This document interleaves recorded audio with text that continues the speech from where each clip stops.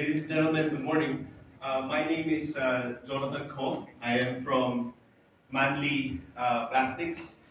Of course, I would like to add in my thanks to SATO and the LIXIL company for choosing Manly Plastics as their manufacturing partner. I'm just honestly just the spokesperson, so I would like to recognize the team.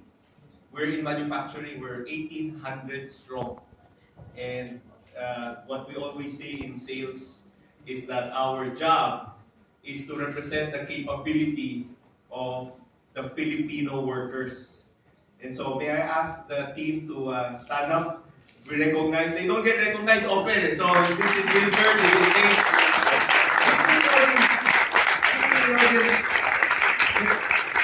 So this is the leaders of the team that made these products happen. It took a while. It took a while, but we are very thankful for the support, patience, and collaboration of Sato and LIXIL.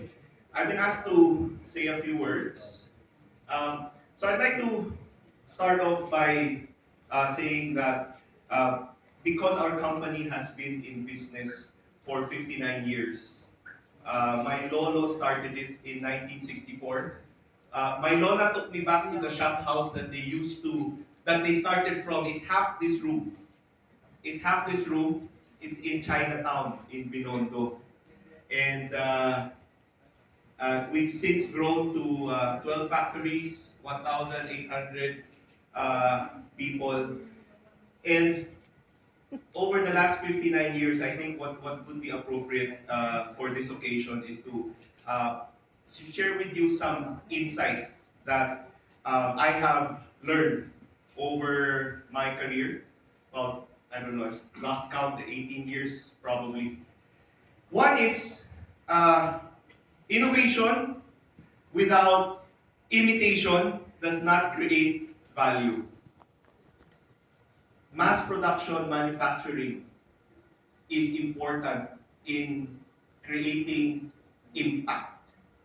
And that is what we have tried to do over the last 59 years. The growth story of our company is the growth story, the post-war growth story of the country. We help a lot of multinational companies localize. Carrier, White Westinghouse, if you remember that brand. Uniden, if you remember that brand. Sony. Barbie used to be made in the Philippines. Panasonic is still made in the Philippines. Sharp is still made in the Philippines.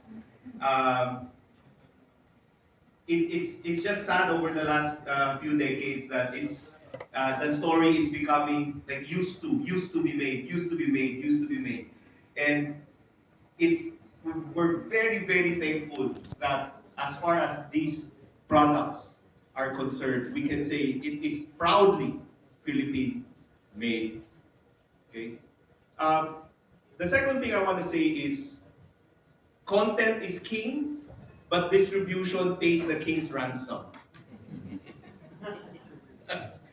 And what that means is, and this is not to take away from the innovation. In fact, the idea is the start of everything. The creation of the product is the second part, and the mass production of the product is the third part. But without the help of people in the media, without help of financing, without the help of distribution partners, without the help of retailer partners, it's not a business. It's really not. And so we're very thankful that all of you have come.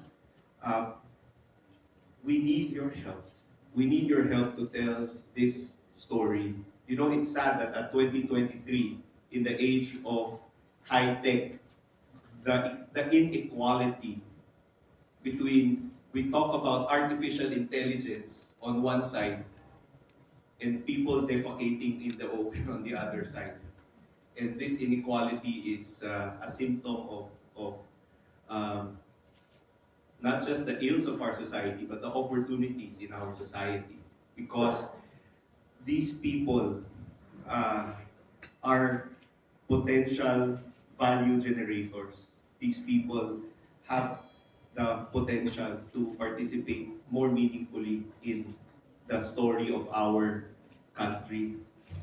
You know, as a personal story, uh, we have about 7,000 clients in our portfolio, from big multinational corporations, you know, the Coca-Colas and the Pepsis and the national corporations, NutriAsia and all of these companies. No?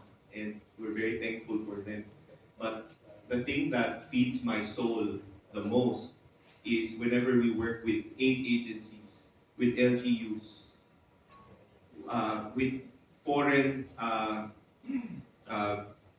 like the USAIDs and the UNDPs and the house aids and the JICAs of the world, uh, whether it's delivering school furniture or solar dryers or crates or pallets or anything to whether it's the slums or in the remotest areas of the Philippines.